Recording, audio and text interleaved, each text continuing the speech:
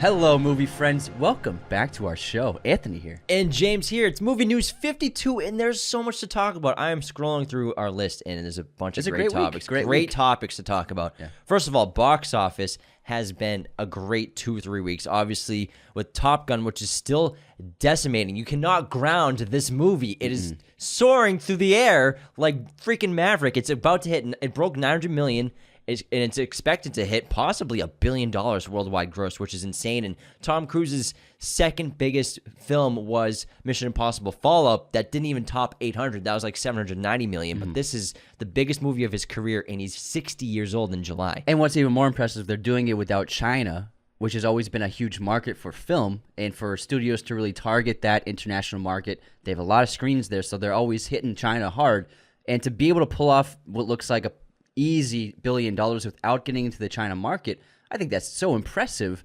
And for someone like Tom Cruise, who's the biggest movie star of our generation, still to this day pulling it off, and to have his biggest movie ever at age 59, I mean, even if you adjust for inflation, Top Gun, the original, and Rain Man was actually his biggest hit up until the Mission Impossible movies. It actually made more money than Top Gun. Even if you adjust those for inflation, they're not near what Top Gun Maverick is doing. So I think it's just really amazing, impressive, and so surprising that this guy, the biggest star of the last several decades, still just made his biggest hit ever. Yeah, and it was one of the biggest openings ever in the UK, which is saying a lot because this is obviously an American movie. American characters, takes place in America, obviously, for the most part. And it's very patriotic, but it's like destroying globally, which is really interesting for a movie like that because it just shows you these are the kinds of movies everyone wants to see. Pure escapism. People all over the world want to see movies like this. They will shell out money to go see this. We saw this twice. They're going to shell it out. They will shell out cash. Take my money, Tom Cruise. Top Gun Maverick. What's even more impressive is this is Paramount Pictures' second highest grossing movie domestically. So Top Gun Maverick is only behind Titanic from Paramount Pictures' library. That's the only movie ahead of Top Gun for domestic gross. So it's one of the most successful movies of all time. Yeah, it's wild. You can say that. I honestly did not expect this happening. I think it broke the top 30 all-time domestic and worldwide. I thought it was going to be Mission Impossible numbers, maybe, but to see like that 500-600, to see it easily past that was just really crazy. It's so great to see because there's no superheroes in it. Yeah. Not that we don't love superheroes, but we need movies without superheroes to destroy the box office. Jurassic World Dominion obviously ate up competition at the box office. You like how I keep doing little. I heard it. Little things. You're very clever. It grossed $386 million. Its opening weekend worldwide, $142 million domestic. It's currently at about $450 million. Probably might not hit $1 billion because of Top Gun. And Lightyear, which just came out and actually had a modest impact this weekend. It had $5 million on Thursday and then a $20 million Friday, and so an overall $52 million for the weekend, which is pretty low for a Disney-Pixar collaboration. I expected this movie to make closer to $100 million, so I'm surprised that it didn't ramp up that much interest from families to come out to the theater. So $52 million is definitely on the low end for a Disney movie. I'm wondering why Lightyear didn't do it because Pixar movies usually destroy. Obviously, I think Top Gun is just surprising studios outside of Paramount with how successful it is and getting rewatches from people. Jurassic World's going out at the same time. People love dinosaurs. Maybe there wasn't as much interest to see this movie versus like Pixar's past films like Coco and Luca was a digital release. And Soul was also a digital release, I believe. But before that, Pixar movies easily make $100 million every opening weekend. So pretty surprised it didn't pull it off. It's definitely not like a top 10 Pixar movie. Maybe that's the reason why people are like, yeah, I'll just wait till it comes out on streaming. I think that's if they saw the Rotten Tomatoes score, it's at like 79%. They're like, oh, this isn't like a great Pixar movie. Maybe I'll just wait for it to come out. Because I think streaming. Because we watched it yesterday and we saw a bunch of, you go to see a kids movie and then you see all the kids movies trailers before it. I bet a lot of those movies do really well. Like I'm sure Minions is going to destroy the box office. Oh yeah, absolutely. I think the trailer might have been the problem because the Buzz Lightyear trailer was very mature, very adult themed in terms of tone and style. And so maybe it didn't connect with young kids to really, it didn't look like fun maybe, and it didn't look like just silly adventure. And the movie actually isn't that. So I think that maybe young kids didn't really connect to it. You're right. Actually, the way it marketed, the movie's completely different. They marketed it like an adult film. They did, and it wasn't like that at all. It ended up just being a kid's Pixar movie. Yeah. So that's a really good point. I try. I'm not. I mean, I don't know. Sometimes I say some. Cool Moving things. on to some movie news. Kit Harington is returning as Jon Snow for a prequel? Sequel series. A sequel series. Yeah. Okay, thanks. A sequel series. He's a kid in the first. Yeah, you're right. First season. So everyone's losing their mind over this, rightfully so, because Jon Snow is the best character in Game of Thrones easily. Not easily. Arya Stark is great. Arya is amazing. She's really cool. You're right. Yeah. I love Jon Snow. I know so you do. I'm very excited. I'm just saying you about can't this say news. easily the best. I can say whatever I want. That's true. It's I your have opinion. a microphone. Yeah. You also have a gun to my head. You're right, Jim. You're right. Whatever you say. But this looks like it's gonna be a lot of fun. I'm sure Kit saw. I'm sure they have a great idea to pitch to him, and he wouldn't sign on without it. Even though he's a big name and Game of Thrones is very successful, but I'm sure he wanted to come on for the right idea. I'm not totally sure how I feel about this. Because I love Kit Harington as Jon Snow. I thought he was so perfect as the character. And I honestly, I think I'm in the minority. Y'all know I was not upset about the ending of the series. I think I'm the only person alive who liked season 8. But I was always, after that season ended, I'm like, oh, I wonder what kind of life Jon's going to live. But I was happy with it being a closed book. This also looks like they're going to be establishing a universe. I guarantee Arya Stark gets her own show now. So it looks like they're going to be hitting the Game of Thrones universe real hard at HBO Max. Also, The GCU. Yeah, the GCU. The GTCU. Game of Thrones. GOTCU. Yeah. Maybe, and I was curious why Kit Harington went back to the character so quickly. And this is confirmed. I mean, not officially, but HBO Max's Instagram they posted a photo of Kit Harington and said, "We know nothing." So that's them saying that's happening. I was curious. I thought Kit would really hit movies hard post Game of Thrones, but maybe the movie trajectory isn't quite working out like he hoped it would. I mean, he's in the MCU now. Yeah, but he's as an ensemble cast. It's not like he's the lead. Maybe He might get his own movie. Maybe. Yeah, possibly. But I was just curious why he went back so quickly. Maybe the story, like you said, maybe it was a great pitch. I'm sure the paycheck is fat. Yeah, it's definitely a good paycheck. I think there might be a new world of actors right now where they're becoming famous in the streaming world with a lot of TV shows, and then maybe it's hard for them to transfer to another platform like a movie. Yeah. Being a lead. Because obviously his lead acting career hasn't worked out because of he was in the Pompeii. He was movie. he was in a detective movie that no one really saw. So he's not drawing audiences for lead character as in a movie. But obviously the MCU is different. Everyone sees Marvel movies, but I think maybe that's why. Also, yeah, I think if this is a sign that we're gonna get a lot of Game of Thrones shows from HBO Max. But I think there's a lot of potential to do something really cool. It looks like he might be the reluctant king outside the wall, and he's a natural leader, so he might be someone that the people beyond the wall look to for leadership and protection, because there's going to be all sorts of forces up there that can affect the population. So I think that there's definitely a lot of stuff you can mine for storytelling, and I think it's interesting. Yeah, it's not a Jon Snow podcast. So let's I never move on. asked for it. Next bit of news: Joker 2 rumors obviously have been dropping everywhere. The script is done apparently by Todd Phillips. We saw the images, and apparently it's going to be a musical, and we're going to do an entire little mini episode dropping on Tuesday with our reactions to it being a musical. I'm pretty excited about it. I think it's awesome news, but the internet was not very hype about it. I think it's a great idea. It's something different. That's all I want from movies. So great idea. Next up, also the rumor is also Lady Gaga is in talks for a Harley Quinn role. Yes. So that's the big news that came out this Tuesday week. we'll talk about it for about 15-20 minutes. So tune into Maybe that. 22 minutes. Maybe 23. Who knows? We'll see. Next up, Lightyear is the newest release of the box office. Knives Out just got its first teaser trailer where they teased the title. It's going to be called Glass Onion, and it's going to be released on Netflix this holiday season. They don't have a clear-cut date yet, but look for it either around Thanksgiving or Christmas would be my guess. Knives Out is actually a reference to a Radiohead song, and Glass Onion famously is a Beatles song, so Rian Johnson is clearly using his love of legendary rock bands to choose his titles, and I'm very excited to see Benoit Blanc back in action with an star-studded cast this time. We have our first image of Ryan Gosling as Ken in the Greta Gerwig Barbie movie, and I am just so damn curious. What is this movie? What's it gonna be like? The image is pretty hysterical. He's just got super bleach blonde hair. He's got a jean vest with an orange six-pack. Yeah.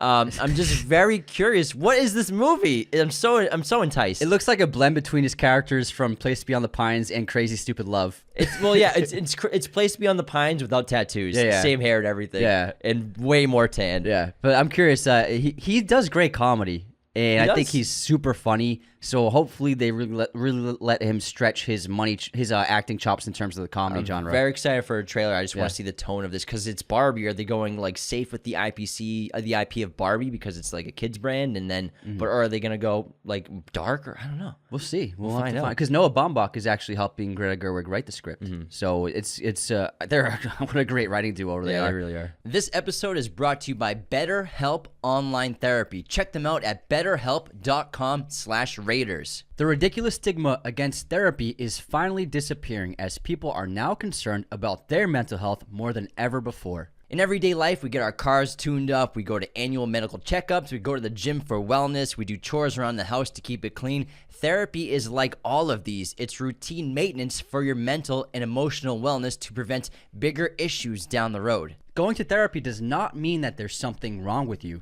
It means you're investing in yourself to keep your mind healthy. BetterHelp is customized online therapy that offers video, phone, and even live chat sessions with your therapist, so you don't have to see anyone on camera if you don't want to. Plus, you can message your therapist at any time. It's also much more affordable than in-person therapy, and you can even start seeing your therapist in under 48 hours. BetterHelp has licensed professional counselors who are specialized in depression, stress, anxiety, relationships, sleeping, trauma, anger, family conflicts, and so much more. James and I just started working with BetterHelp, and we couldn't recommend the service enough. No longer do you have to just find a therapist in your zip code. You can do it online and find someone very professional. This episode of Movie News is sponsored by BetterHelp, and Raiders of the Lost podcast listeners get 10% off their first month at betterhelp.com/Raiders. That's BetterHelp.com/Raiders.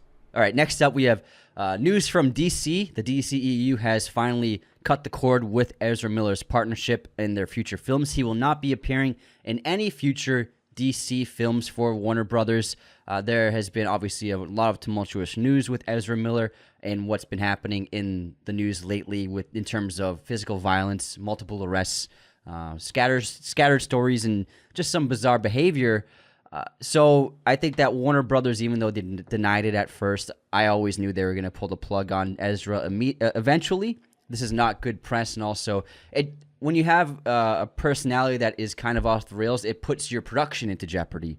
And so maybe if like they're saving themselves the risk of, if we start a Flash movie, what if Ezra disappears off set when more stuff happens? What if he actually gets thrown in jail for weeks or months, or even if convicted for a crime? So Warner Brothers is also protecting their interests of, when we make these movies, we can't. He's too much.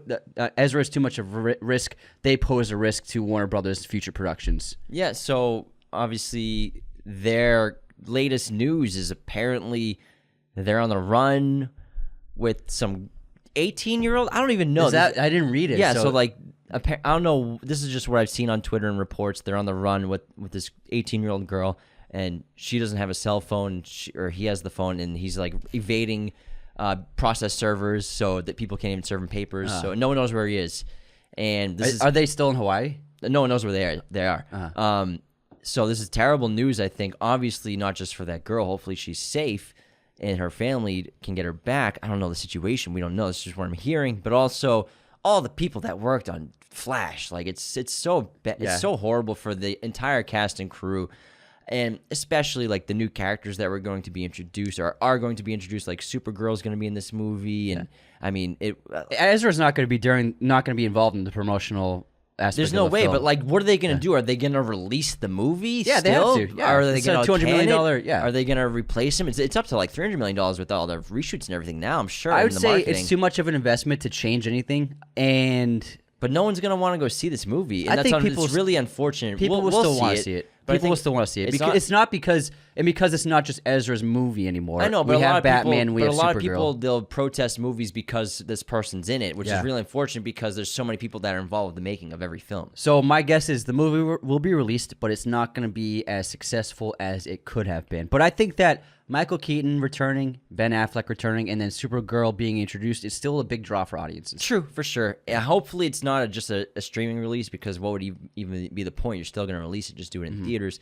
We'll find out. No one knows. This is like uncharted territory, I think, for some of these studios. All right, next up we have some horror news. So Scott Derrickson's upcoming film, The Black Phone, which is starring Ethan Hawke, is coming out this summer. It's going to be coming out in July. We are very excited for it.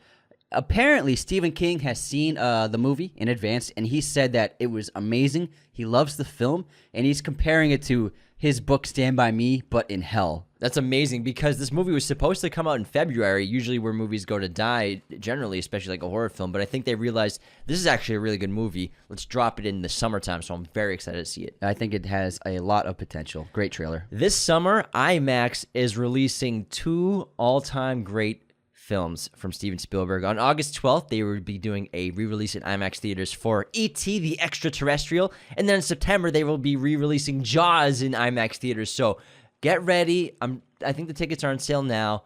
Get them. We're gonna try to maybe do a fan event. Yeah, I think if we could do a fan screening, that would be so much fun. At least E.T. would be super fun. And I gotta say, with the last 2 times we've been to the movies, watching the E.T. trailer has been one of the highlights. Like just seeing the E.T. trailer on a big screen in a theater. That was just, I got goosebumps. For real. The heartstrings were going, man. It looks great. Someone's like, that's not the... That sounded like Azkaban.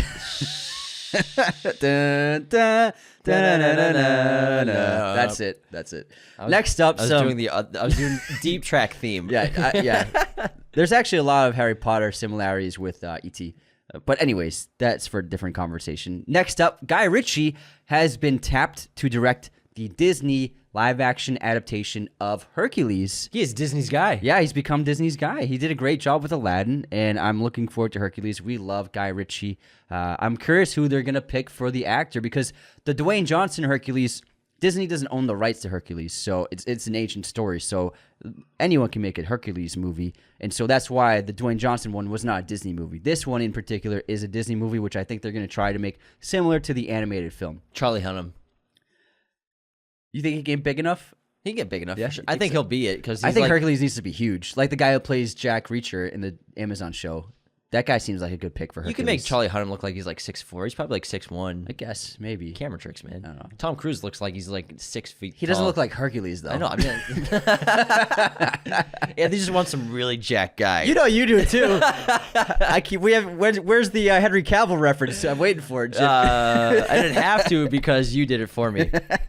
Moving on, Joseph Kosinski, whose film Top Gun just came out, also has another film coming out on Netflix. This is because of the delays from COVID for Top Gun. That Spiderhead's coming out around the same time. Just dropped on Netflix. I'm going to try to hopefully watch it maybe tonight or early this week, because I think it's going to be pretty cool. The cast is awesome. I hope you try. It's got Chris Hemsworth and Miles Teller in it, so it should be a great story. I mean, they're great actors. Yeah, and it looks like a really intriguing sci-fi concept.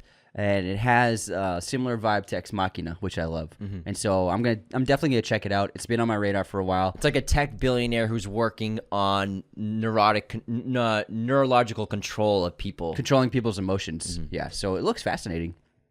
Next up, we have some pretty cool news.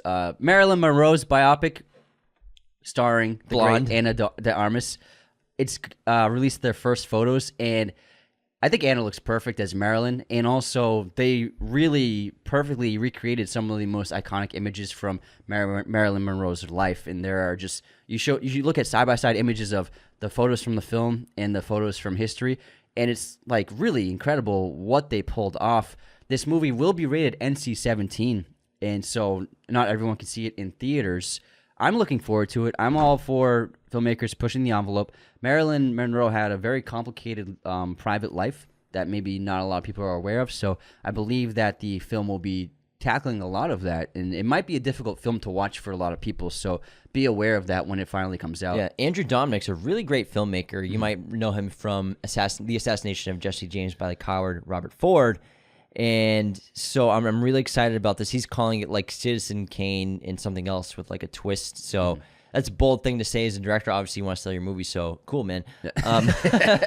But I'm very excited to check it out, because I am really interested in honest portrayals of famous people's lives when you make a movie about it. Like the one con I have for like Bohemian Rhapsody is it was very, very PG with what Queen's lifestyle was really like and what Freddie Mercury was really like and that crazy rock star lifestyle. They barely touched on anything, and so I'm really interested in movies that are honest about what these lives really were like. Yeah, so I thought Bohemian Rhapsody was great. This is a perfect example, but they didn't show what his sex life was like, what his intimacy life was like, what his partying life was like. That's what Sacha Baron Cohen wanted to do. That's why he got turned down. Yeah, and so Queen, the band members, actually they wanted this neutered version of the story so that more people could see the story, and they wanted to share Freddie Mercury with the world. So I understand the approach, but I feel like I watched that movie and I was like, wow, that was very tame for Freddie Mercury. And I would like for films when they're about famous personalities and iconic legendary artists to be a little more authentic. So it seems like the Marilyn biopic will be. Next up, we have, besides The Rings of Power, the Lord of the Rings anime in production called The War of Rohirrim. And a couple people have been cast already. We have the actress who played Miranda Otto. She's returning. From Éowyn. She's going to be voicing Éowyn again in this franchise, as well as our boy Brian Cox from Succession.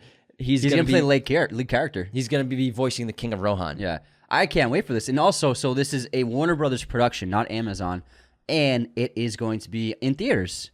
So cool. I thought when I heard anime, it's going to be streaming only. I was like, man, I'd like to see that in theaters. And then they announced it's in theaters exclusively at first. I was like, sign me up. I would love to see this in a huge, packed, dark theater with huge sound and a giant screen. I think it's a terrific idea.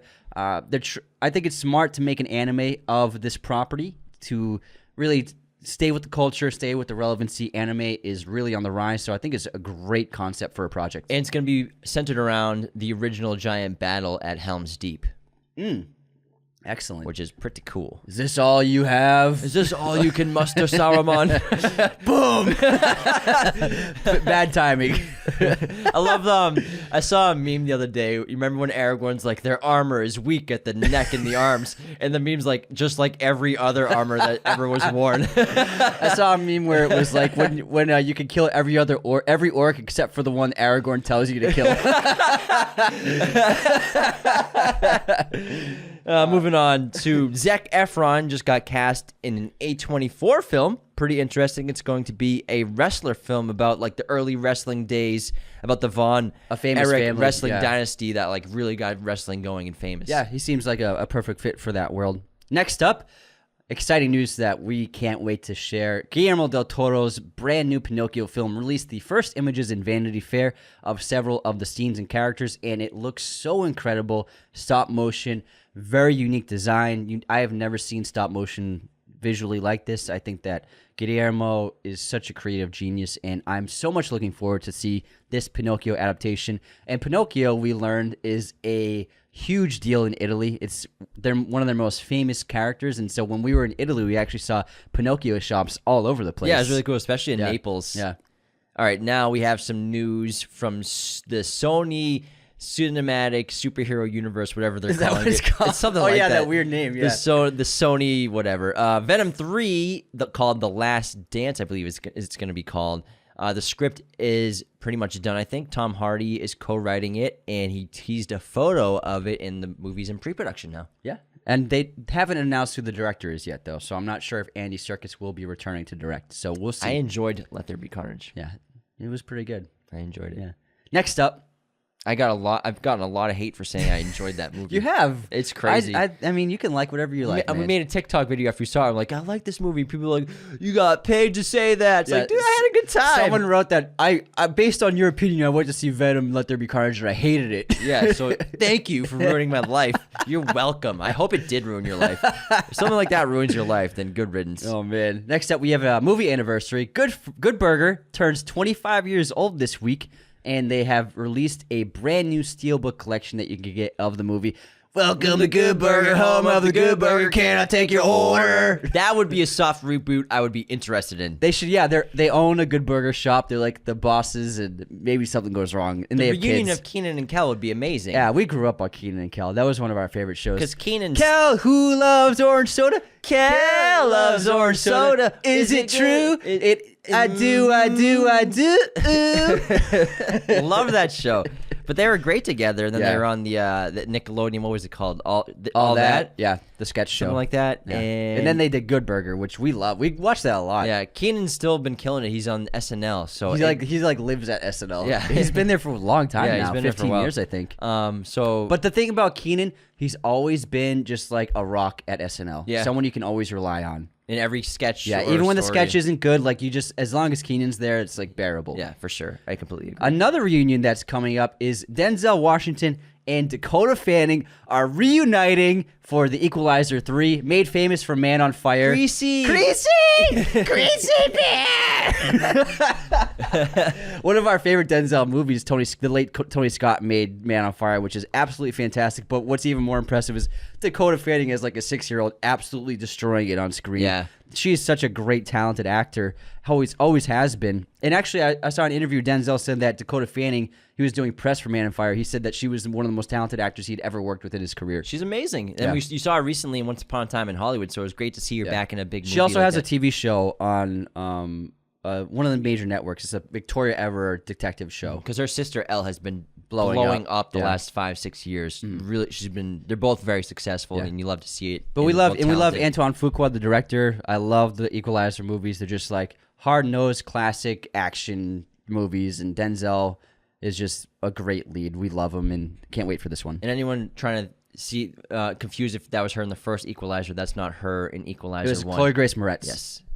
Also, moving on to other news, Avatar: The Last Airbender is getting 3 animated films from the Nickelodeon. Oh, yeah. So all you fans of it, get excited. And guys, we're going to watch it soon, I promise. We're going to do an episode on it. Anthony always keeps his promises. I try. I do my best. Next up, Park Chan-wook's new film is getting a release date in the USA. The film is called Decision to Leave. It's getting amazing reviews. Cannot wait. Not surprising. It's got a great trailer if you want to check it out. And it comes to the U.S. on October 14th, so James and I will definitely be there in theaters. One of our favorite filmmakers. His most recent movie, The Handmaiden, is excellent. Check it out ASAP. Also, he made Old Boy, so he's goated. He's a cool dude. Final bit of news is about Revenge of the Sith. Gary Oldman reveals he nearly played General Grievous. That would have been crazy. Yeah. Really, really, really cool fact. I think that he probably would have done it like method. Yeah. He's like, give me robot parts. He was a method. He's a method actor. He would have. That would have been. I can't remember who the actor who played General Grievous was, but there's actually a cool behind the scenes video of Lucas trying to approve the look for General Grievous, and all of his animators came up with really fascinating designs, and the one he chose was the finished product. And it would have been great to have Gary, but also, I mean, the actor who played General Grievous did an excellent job. Matthew Wood. Matthew Wood knocked it out of the park. Great job. You firing on all cylinders. Firing on all those cylinders. All right, that wraps movie news number 52. So much awesome stuff. That's to talk a year about. of movie news. Basically. Wow, 52. Oh my goodness. Wow, high five. High five in the air. We have awesome episodes for you guys coming this week. Monday is Jurassic World Trilogy. Tuesday, we'll do our little mini reaction to Joker 2 being a musical and why everyone needs to chill the F out. On Thursday after that, we are doing, is that our Stranger Things episode? That is our episode discussing the second half of 2022 we're gonna talk about our most anticipated movies. And then Stranger Things the following week before Volume 2 drops, so we'll get excited for that. We're also going to be on a Stranger Things podcast called Streamer Things, dropping on Monday tomorrow, so we'll put some links for that on Instagram and stuff, so you can check that out. We went on this podcast specifically talks about only Stranger Things. It was a lot of fun. Yeah, we think you all really enjoy it. We're also binging The Boys right now, and we'll have an episode ready once the season ends. Season 3 ends on the 8th of July, and so once that's over, we're going to make an epic episode for y'all. All right, take care, everyone. Bye. Thanks so much for tuning in to Raiders of the Lost podcast. Be sure to subscribe if you're new. Hit the like button, leave a comment. Find us on all audio streaming platforms, Spotify, Apple Podcasts, Google Podcasts. Wherever you listen to podcasts, you can find us. Find us on Twitter, TikTok, Instagram, Raiders of the Lost podcast. Be sure to check out one of these other videos right here for more content on our favorite films and breaking down all kinds of movie content. Thanks so much.